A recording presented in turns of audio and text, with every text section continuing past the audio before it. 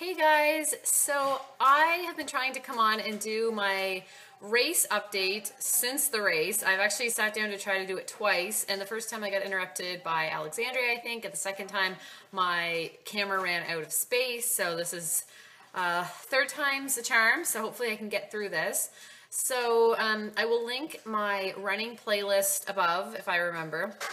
If I forget, you can just find it under my playlist. And last time I checked in, I was getting ready to run 10 kilometers in a fall race that they have in our city. So you can find all of my history of running and the training and everything I did in that playlist. So the race was my event ran at 9 a.m. So my friend picked me up around 8 and we found a good place to park, and I wore like a running jacket, a sweatshirt, earmuffs, gloves, pants. It was really cold when we left. It was probably just above freezing. So we stayed in our stuff. We watched the half marathon start, and then we went to the bag check where you like drop your stuff and it's secure, and left all of our stuff. And then we went back outside, and it was so cold. It was about 6 degrees Celsius when I started my event, so just over the freezing mark. But I was wearing shorts, like running shorts, and the race t-shirt, and I was happy with my choice. I stress out a lot about what to wear, but I was pleased with what I decided to wear in the end.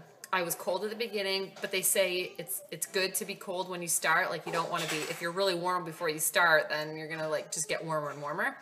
I actually read the other day that you should take the temperature and add 10 degrees and dress for that temperature. So that would have put it like mid-teens. So the only thing I wish I had worn was mitts or gloves. My hands were really cold and they just didn't really warm up, and then the circulation was bad in them because I took my phone out to try to do something, and my fingers wouldn't work properly. So next time I think I would wear just a pair of those like really small gloves that have the gray part on the tips so you can still use your phone. That's what I will probably do next time that I run in a cold weather race. I'll actually be running one right before Christmas. It's a fundraiser for the Salvation Army, but I will be like really bundled up for that one. And it's not like, it's a fun race. Everyone wears Santa hats and like jingle bells and elf ears and stuff. So I'm not really worried about my time in that race. But this one, I really did not want to get too hot. I didn't want to be too cold, and it's hard to know, right? So I was really pleased with what I wore. When the race started, I held back a little bit because we're chipped. Our bibs on the front have a chip in it, and your time doesn't start until you cross the starting line. So I didn't want to start in the middle of the pack and get held up in the congestion at the starting line, because when you've got a few hundred people, this race isn't huge. Like the one they do in the spring here has a few thousand runners. This one, I think there was about 800 divided among 4 different events. So for my group, I think there was a few hundred, and I didn't want to get stuck in the middle there because I had a pretty strong goal that I really wanted to meet, and I knew that if I gave up even 30 seconds trying to get through that jumble at the beginning, that it could set me back. So I held back a little bit so that when I crossed the starting line, I was able to get up to my pace right away. I got to the outside, so I was able to pass where I needed to. And at first I was like, oh my God, I'm at the back. Like I looked behind me at one point and there was like hardly anyone back there. But as I went along, I did pass people, the people that walk and run. And that wasn't really my priority. I didn't really care if I finished last. I just had my own personal goal. And that's what I love about running, is that it's really an individual sport. I think maybe if you're an elite runner and you end up in the running to be, you know, the first or second in your division, then obviously you care more about those things. But I was out there running against myself. I just wanted to make my own personal best time. So on that topic, my goal was to get under an hour and 10 minutes. An hour and 10 minutes is what I had done in my last 10K race, which was almost a year and a half ago. And then I had taken time off to have a baby. So I really just wanted to beat that time. I don't put a lot of trust in the readings that my app that I use to track my running give me, just because there's some inconsistencies in when, like, it'll tell me one day that at this point it's 10 kilometers, and then it'll tell me like half a block away, then it's 10 kilometers. So it's just one of those things that I didn't really trust some of the readings. I mean, there was one night I ran and it said I did 10 in an hour and 1 minute. And there's no way, like it just wasn't accurate that night. So I crossed that finish line and I looked at the time and it said 1 hour and 6 something. And I knew that my actual time was a little bit less because of I didn't start the second the gun went. So as soon as I crossed, I went over to the printouts and it said 1 hour and 6 minutes and 3 seconds. So I was thrilled. I was so happy. And I knew that I had done well. Okay, I had to move spots. I knew I wasn't going to get this all done in one spot. I'm just feeding Lydia here. I had to stop because I heard a clunk and she's starting to pull up now, so that means when they start to pull up, they fall backwards. So, yes, I knew that I had done a really good time just based on how I felt, because when I crossed that finish line, I was gasping for breath. Like I could barely catch my breath. So I knew that I had really given it my all, which is what I wanted. I didn't want to cross the finish line and be like, oh, I could have gone faster. And I was sore the next day, and I hadn't been sore the last few times I had done 10. So that was really good.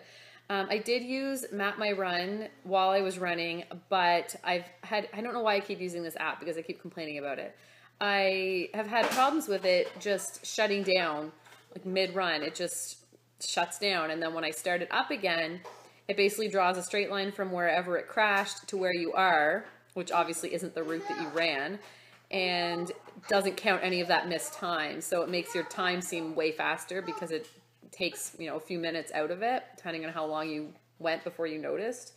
So I knew the first couple of kilometers I was doing well, even though, like I said, I don't 100% trust the app. I knew that it was close enough that as long as I was, you know, somewhere in the 6.5 minute per kilometer range, that I was good. And then about somewhere between 3 and 4 kilometers, I'm running, and it hasn't kicked in to tell me how fast I was going. So I took it out, and sure enough, it had crashed.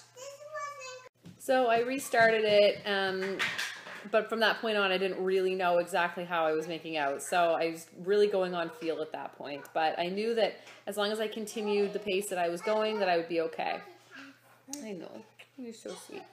So, for music, I listened to a podcast for the first 3/4 of the run or so. I started listening to This American Life. If anyone's looking for a really interesting podcast, that's a really good one.